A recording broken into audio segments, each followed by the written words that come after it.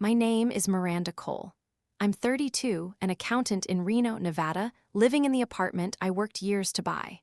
Everything was fine until one evening when my parents showed up at my door bags in hand, claiming they'd lost their house bad investments. They said nowhere else to go. I let them in, but something didn't feel right. Their faces were strangely calm, their story far too vague. Why were they acting as if nothing serious had happened? The way they moved around my home, the way they looked at me, it all felt unsettling, like a storm was quietly building beneath the surface. And when the truth finally revealed itself, it shattered me. What I uncovered wasn't just about money or a roof over our heads, it was a betrayal so personal, so calculated that it left me questioning everything I thought I knew about family. If you were in my place, what would you do? Share your thoughts and stay tuned to see how this shocking story unfolds. That night, my parents dragged their suitcases through my apartment door, the wheels scraping against the hardwood. My mom set her bag down and headed straight for the kitchen, pulling out my neatly arranged spices and shoving them into different cabinets. This setup doesn't make sense. Miranda, she said, her voice sharp like she owned the place. My dad plopped onto the couch, flipped on the TV, and cranked the volume to a sports channel. Just temporary, he muttered, not even looking at me until we get back on our feet. Temporary? Their suitcases were stuffed like they were moving in for good. I stood there, arms crossed, watching them take over my space. It felt wrong, like I was a guest in my own home. I tried asking questions. "Mom, what happened with your investments?" I said, keeping my tone calm. She waved me off, rearranging my plates now. "Oh, it's complicated, sweetheart. Bad deals, you know." Her smile was too tight, her eyes darting away. Dad just grunted, glued to the game. I pressed harder. "What kind of deals? Can you show me the paperwork?" Mom's hands froze on a stack of bowls. "Don't worry about it," she snapped, then softened.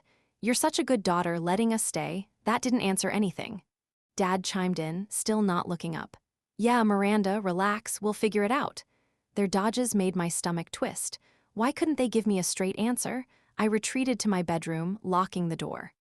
Something was off, way off. I grabbed my phone and texted Robert Klein, my college friend who's now a lawyer here in Reno. "Hey, can you check something for me? My parents say they lost their house. I need to see the property records." Robert replied fast on it. "Give me a day or two." I thanked him, but my mind was racing. Why did they act so comfortable if they just lost everything? I lay awake replaying Mom's vague words about my sister. "She's doing fine," Mom had said earlier, almost too casually when I asked about her. It was a throwaway comment, but it stuck with me. Why bring her up at all? The next morning, I found Mom in the kitchen again, now organizing my pantry. "This place could use some order," she said, tossing out my half-empty cereal box. I bit my tongue, trying not to snap. Dad was sprawled on the couch, coffee mug in hand, flipping channels. "You got a nice setup here, Miranda," he said like he was sizing up my apartment. I forced a smile. "Thanks, Dad. So, what's your plan? You looking for a new place?" He shrugged. "Well, stay until things settle. No rush, no rush. My apartment is in a hotel."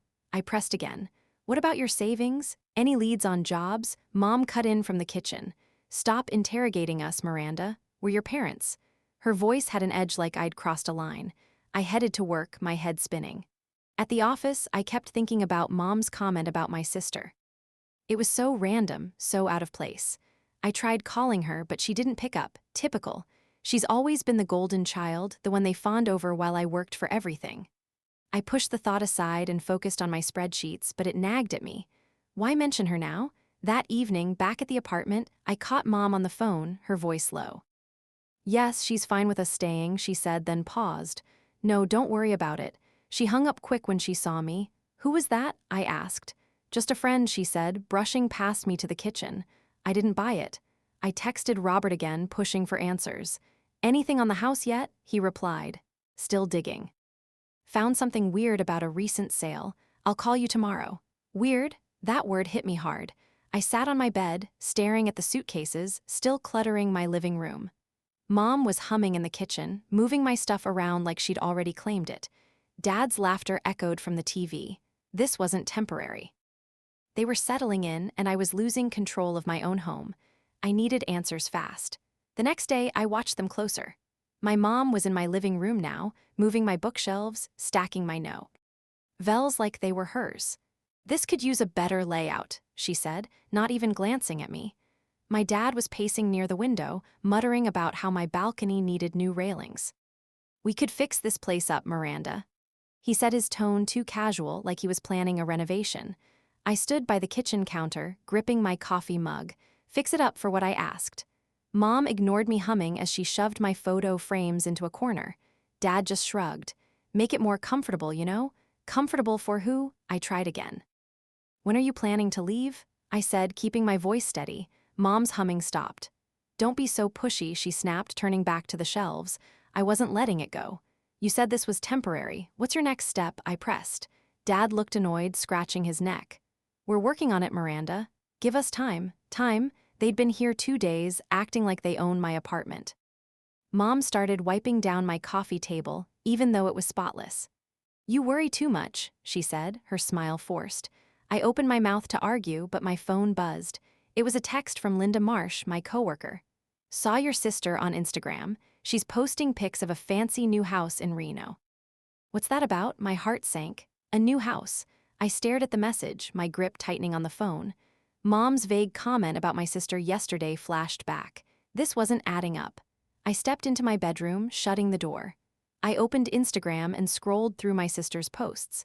There it was, a shiny new house, modern with a big backyard. She was posing in front of it, all smiles captioning it, "Living the dream." My stomach churned. How could she afford that? I texted Linda back. "When did she post this?" Linda replied instantly. "Last week. Looks expensive." Last week. That was right before my parents showed up. I sat on my bed trying to piece it together. They said they lost everything, but my sister was flaunting a new house. Were they lying to me? I called Robert, my voice low. "Hey, any update on those property records?" I asked. He sounded focused, still checking Miranda. "The county office is slow, but I'm pushing them. Should have something by tomorrow." I thanked him, but my mind was racing. Why would Mom mention my sister so casually? I went back to the living room. Mom was now rearranging my curtains, pulling them down. "These are too dark," she said, tossing them onto the couch. I clenched my fists. "Mom, stop touching my stuff," I said, sharper than I meant. She looked up, surprised. "I'm just helping Miranda." Helping, eh? It felt like they were erasing me from my own home. Dad was on the phone now, speaking quietly in the corner. I caught a few words, something about the plan and no issues. He hung up when he saw me watching. "Who is that?" I asked. "Just a realtor," he said too quick. A realtor for what I pushed harder. "You're looking for a new place already." He waved me off. "Don't worry about it." I wasn't buying it. I went back to my bedroom, my head spinning. Linda's text kept nagging at me. I checked my sister's Instagram again, zooming in on the house. It looked like one of those upscale places in South Reno, way out of her price range. She's a part-time barista. No way she could afford that alone. I paced my room, trying to stay calm. Mom's humming from the living room grated on my nerves. Dad's muttering about fixing my balcony echoed in my head. They weren't acting like people who'd lost everything. I texted Linda again. "Anything else about my sister?" She replied, "Heard she's hanging out with some shady friend talking big about some business deal." Shady friend. That sounded like trouble. I sat down staring at my phone. My parents were hiding something and my sister was tied to it. The next morning, Robert called. "Miranda, I got the records." He said, his voice low. "Your parents sold their house 2 weeks ago for $860,000. The money went straight to your sister for a house in South Reno." I froze my phone, pressed hard against my ear. What I managed to say. Robert kept going. "The sale was clean, no foreclosure, no bad investments. They signed the funds over to her name." My chest tightened. They lied. They didn't lose their house. They gave it all to my sister. I thanked Robert, my voice shaking, and hung up. My parents were in my living room sipping coffee like nothing was wrong. How could they look me in the eye and lie like that? I needed more answers. I drove to a coffee shop to meet Sylvia Dean, my aunt. She's always been the one person in the family who tells it straight. When I sat down, she could see the anger in my eyes. "What's going on, Miranda?" she asked, leaning forward. I spilled everything: my parents' sudden arrival, their vague story, the Instagram post of my sister's new house. Sylvia's face darkened. "I was afraid of this," she said, stirring her coffee. "Your sister got pulled into a risky deal by Danielle Ford, her friend. They're planning to open some trendy restaurant in Reno, maybe with a mini casino attached. Your parents bankrolled the whole thing. My jaw dropped. A restaurant, a casino, that's what they sold their house for. I pressed Sylvia for details. Danielle's been pushing your sister to go big, she said. Tara's always been impulsive, and Danielle's got her convinced this is their ticket to millions. Your parents ate it up, handed over the cash without a second thought. I leaned back, my head spinning. My sister, a part-time barista, was chasing some pipe dream and my parents gave her everything. Meanwhile, they were crashing at my place, acting broke. Why didn't they tell me I asked? Sylvia sighed. They knew you'd ask questions. You're not like Tara, you don't just nod and smile. Her words hit hard. I'd spent years building my life, saving for my apartment while they poured their money into my sister's fantasy. Back at home, I couldn't look at my parents the same way. My mom was flipping through a magazine on my couch, her feet up like she owned it. My dad was measuring my kitchen counter, muttering about replacing it. This could use an upgrade, he said, not even noticing me. I clenched my jaw, trying to stay calm. They weren't just staying here.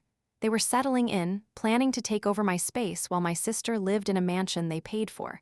The betrayal stung deep. I'd always known they favored her, but this was a new low. I called Robert again, my voice steadier now. Can you send me the sale documents? I asked. I need proof. He agreed, promising to email them by evening. I sat at my desk, staring at my laptop, replaying Sylvia's words. A restaurant, a mini casino. It sounded like a disaster waiting to happen. I knew Tara. She's never managed anything bigger than a coffee shop shift.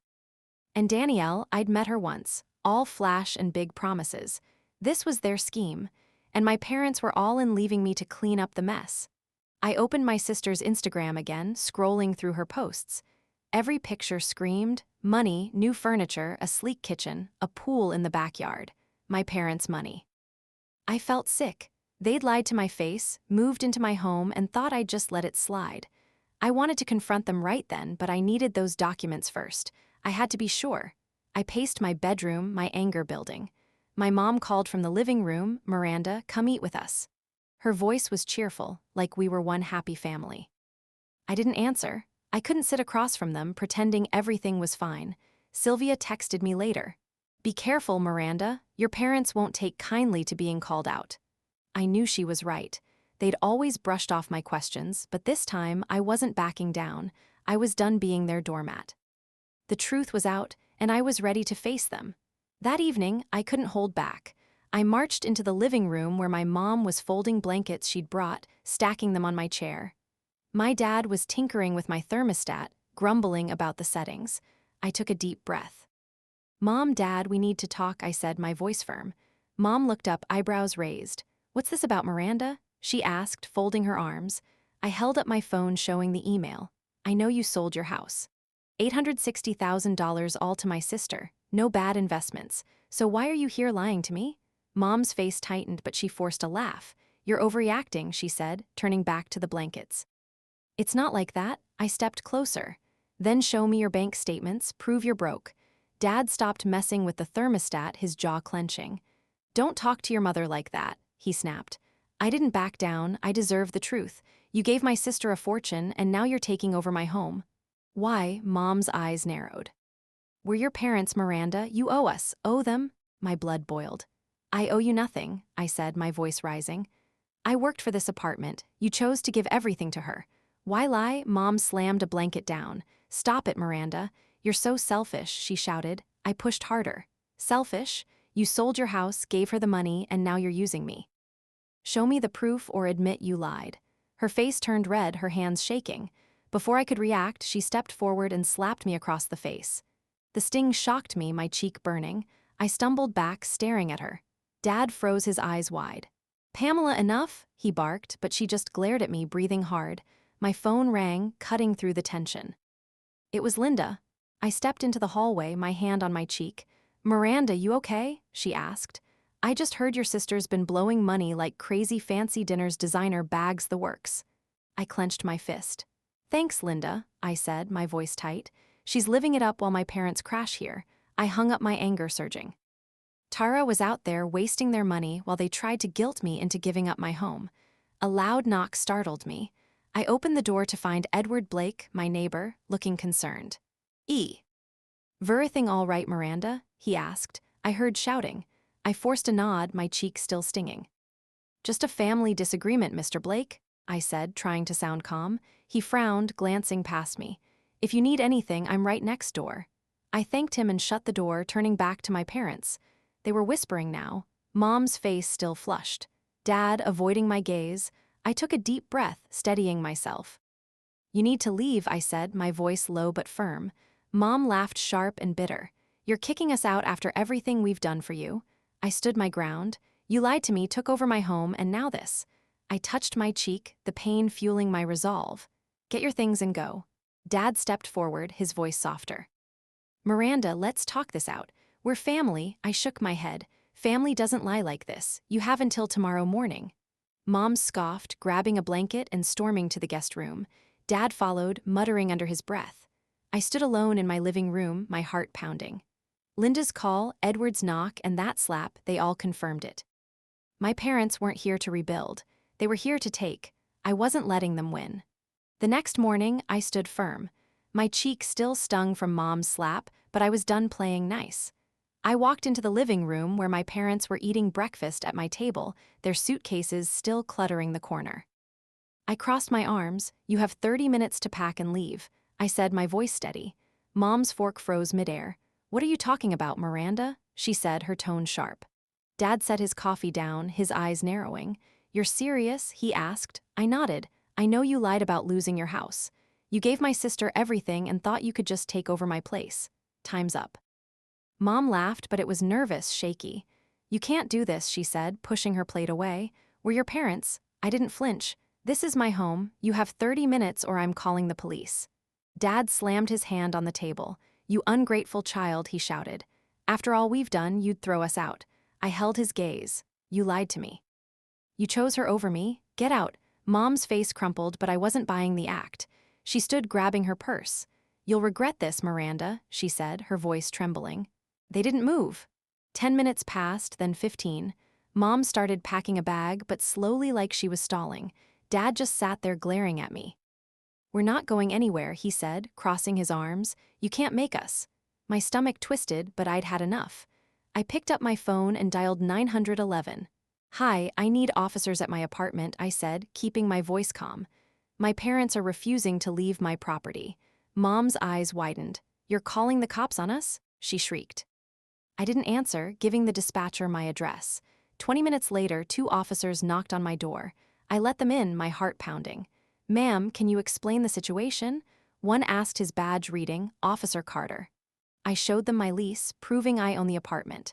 "They've been staying here without permission, and I've asked them to leave," I said. Mom interrupted, tears streaming down her face. "She's our daughter, we're just staying temporarily," she sobbed. Dad stood up, pointing at me. "She's heartless, kicking her own parents out," he yelled. Officer Carter raised a hand. "Sir, calm down. If she's the homeowner and wants you gone, you have to leave." The second officer, a woman named Officer Ruiz, checked my documents. "Everything's in order," she said. "You two need to gather your things and go." Mom's sobs grew louder, theatrical. "How could you do this, Miranda?" she wailed, grabbing a suitcase. "We have nowhere to go." I stayed silent, my jaw tight. Dad's face was red with anger. "You'll pay for this," he muttered, shoving clothes into a bag. I didn't respond. I'd heard enough of their guilt trips. The officers stood by watching as my parents packed. Mom kept crying, tossing random items into her suitcase, my towels, my dishes. "Those aren't yours," I said, stepping forward. Officer Ruiz nodded. "Ma'am, only take what belongs to you," she said firmly. Mom glared at me but put my things back. Dad was quieter now, his anger simmering as he zipped up his bag. "You're no daughter of mine," he said under his breath. The words stung, but I held my ground. They'd crossed a line, and I wasn't letting them manipulate me anymore. It took them 10 more minutes to pack. The officers escorted them to the door. Mom turned back, her face wet with tears. "You're breaking our family apart," she said, her voice breaking. I looked her in the eye. "You did that when you lied to me," I said. Dad didn't say a word, just walked out his suitcase, dragging behind him. The officers followed them to their car, ensuring they left.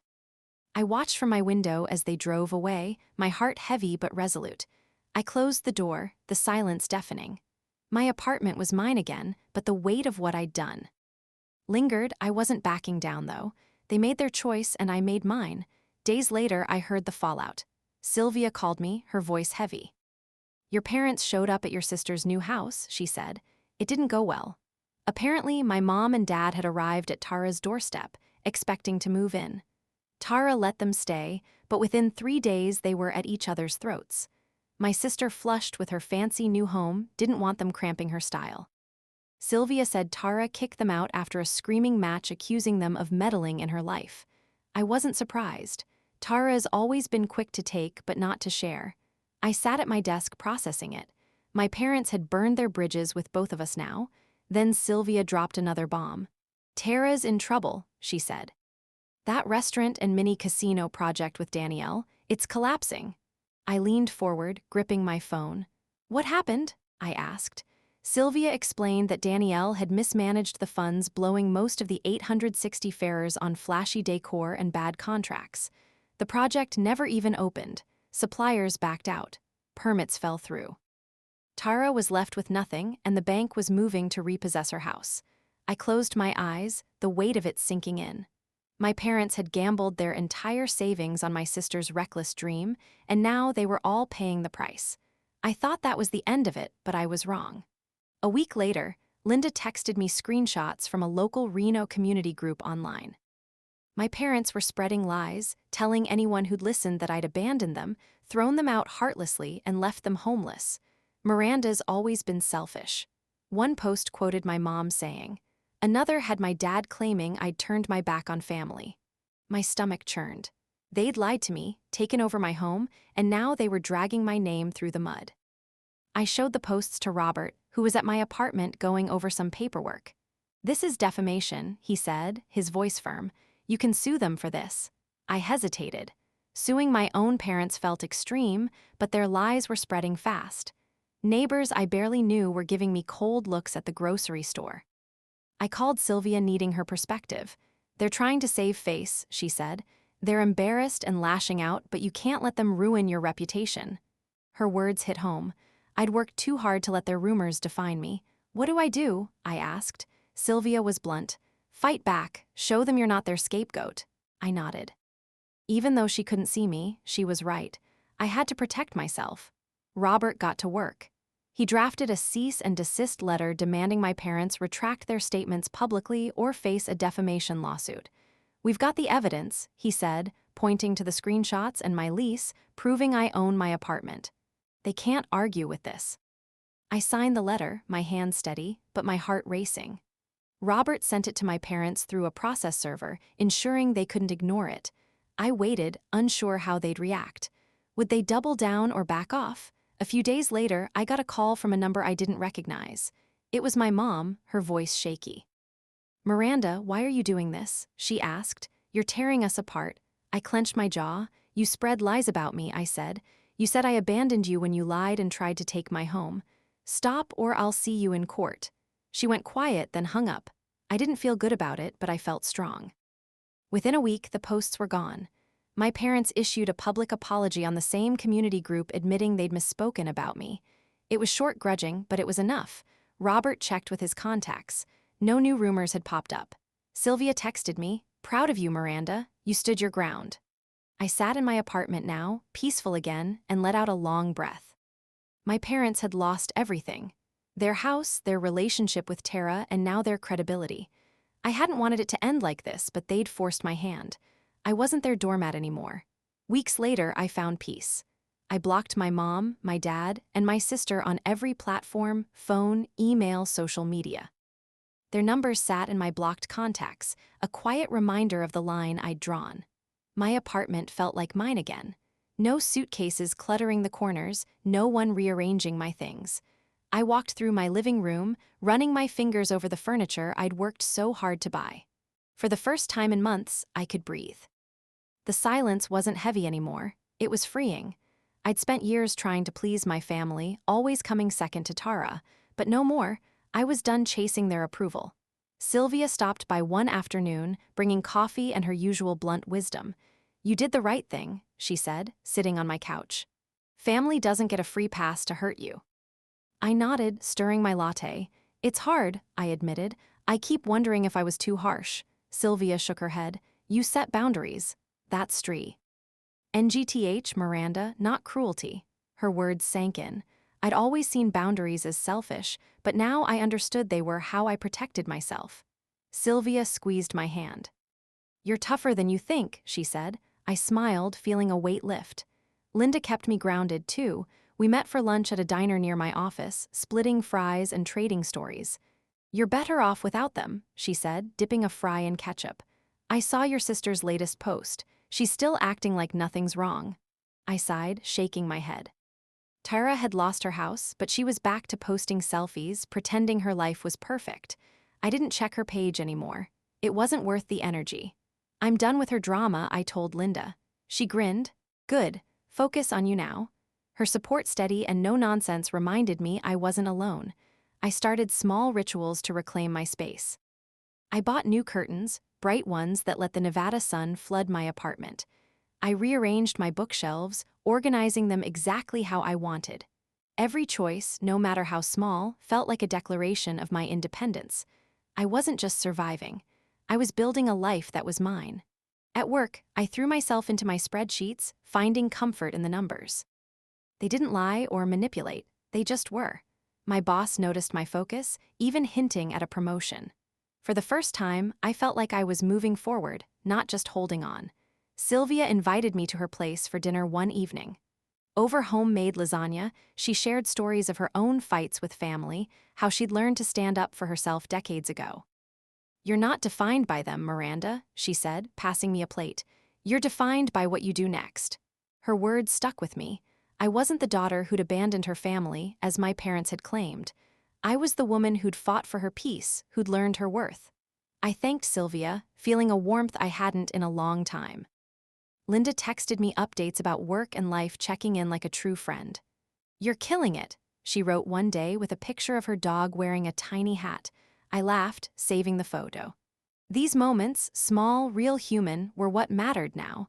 I didn't need my parents' approval or Tara's chaos. I had people who saw me for me, not for what I could give them.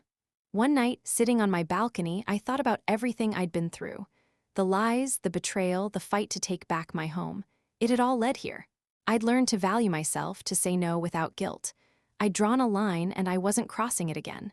I looked out at the Reno skyline, the light steady against the dark. My life wasn't perfect, but it was mine, and that was enough. I turned to the camera. I'd set up something I'd started doing to process my thoughts. Family is supposed to lift you up, I said, my voice clear. But what happens when they tear you down? When they cross your boundaries, lie to you, use you?